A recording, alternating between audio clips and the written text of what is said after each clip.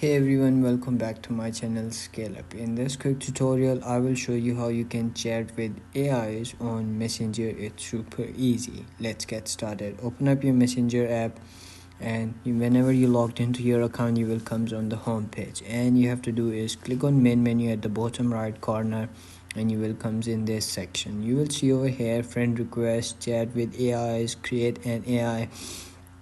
Click on chat with AIs, and you will see over here a bunch of AIs over here that the people's created over here or like to share with public accounts. So you can see over here, you can simply click on anyone that you want to chat with them. You can simply chat it. As you can see, I want to chat with like IQ test over here, 2.1 million messages on this. So you can see over here, get ready to level up your brain power, followed by developer Sony, something like that.